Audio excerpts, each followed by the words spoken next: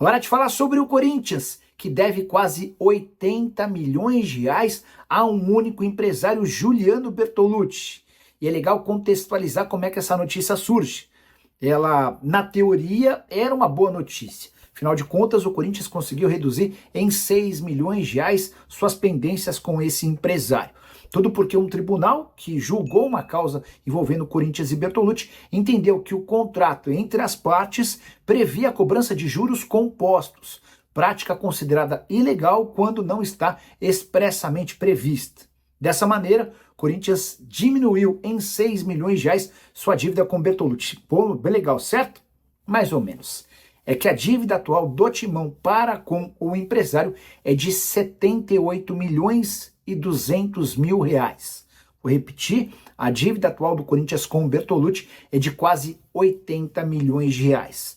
Com essa grana é possível pagar um ano dos salários de Memphis Depay, atacante holandês cujo custo mensal é de 6 milhões.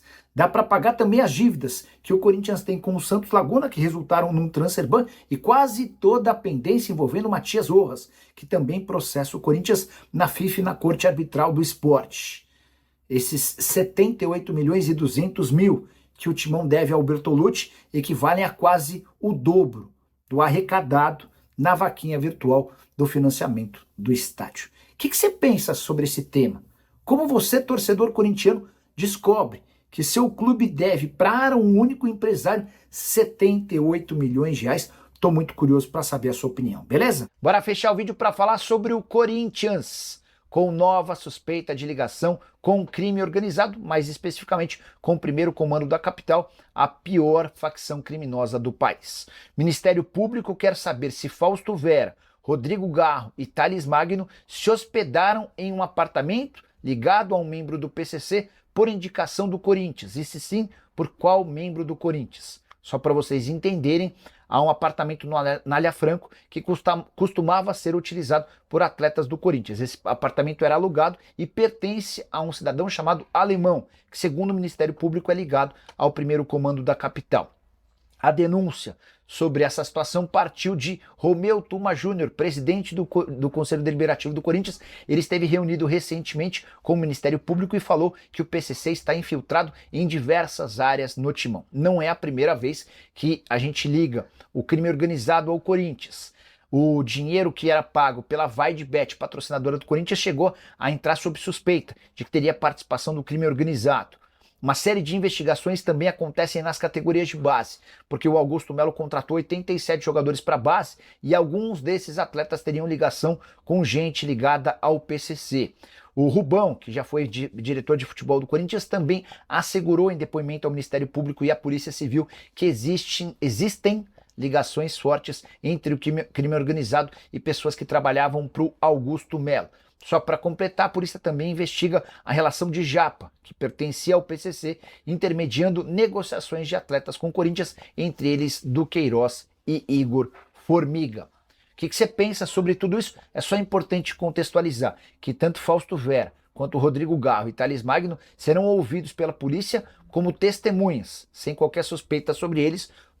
A polícia e o Ministério Público querem entender como é que se deu essa relação e a busca por um apartamento que pertence a alguém ligado ao crime organizado. Curtiu o vídeo? Não esquece de deixar like, de se inscrever no canal.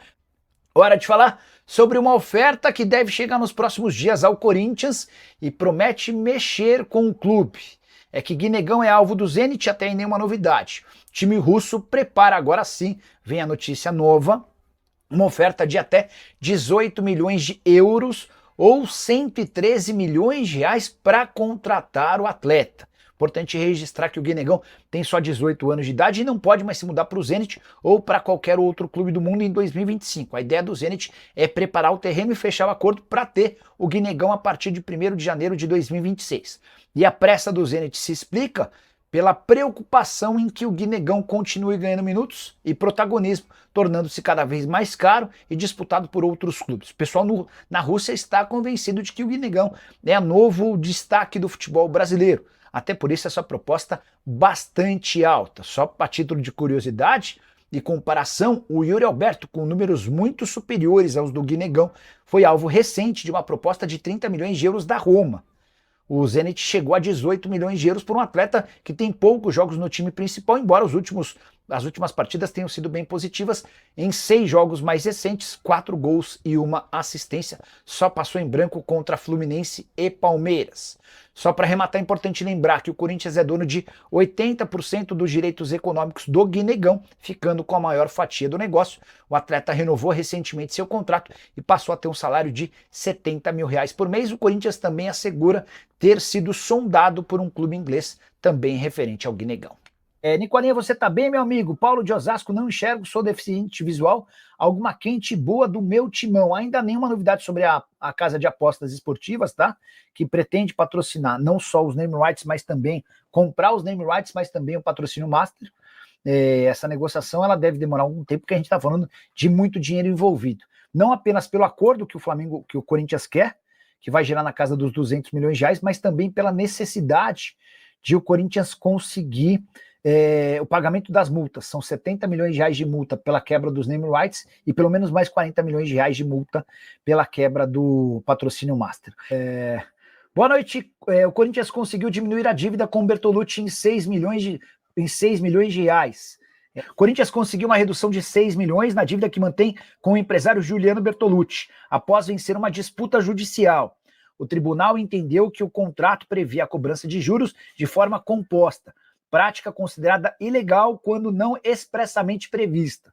Os desembargadores avaliaram que a cobrança violava entendimento do STF e a lei de Ussura, que proíbe a capitalização de juros. Com isso, a justiça determinou que o valor da dívida seja calculado com juros simples, resultando em uma redução mínima de 6 milhões sobre o montante de 78 milhões e 200 mil reais.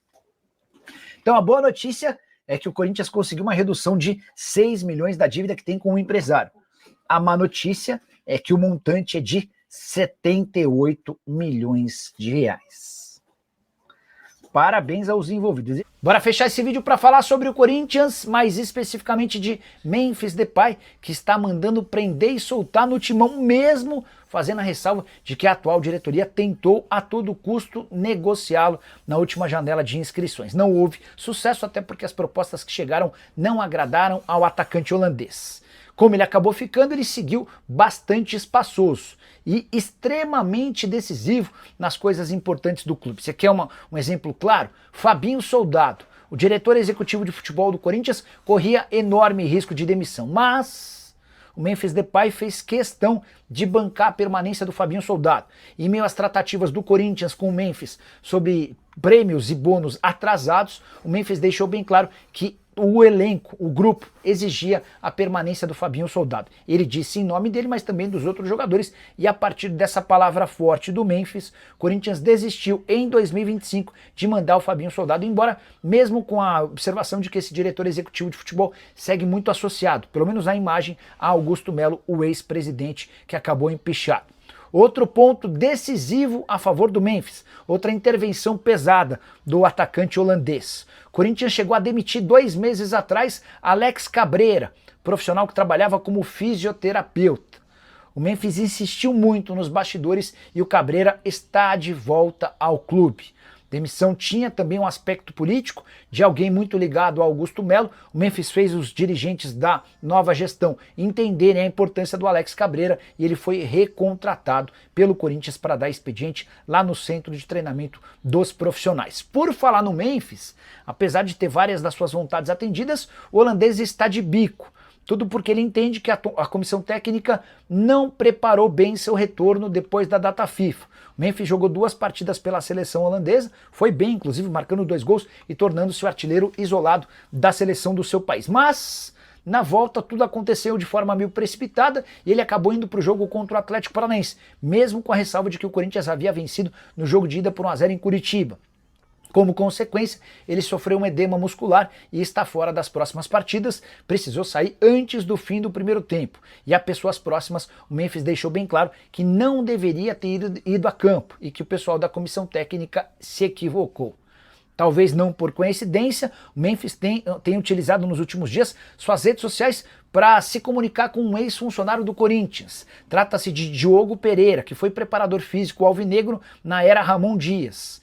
Ele mandou mensagem de parabéns ao Diogo pelo aniversário e acrescentou, abre aspas, você faz falta, irmão, fecha aspas. Só para completar o noticiário corintiano, o Rodrigo Garro teve uma lesão de grau 2 na panturrilha direita.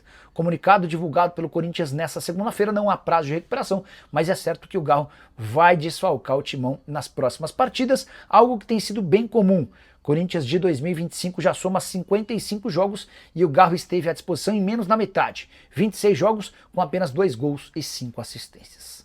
Fala pessoal, estamos aí com atualizações importantes do Corinthians.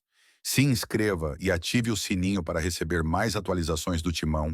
Deixe seu like, que é muito importante para o crescimento do canal. Utilize o espaço aqui embaixo para registrar sua opinião. Ficamos por aqui com mais esse giro de notícias. Um abraço e até o próximo vídeo.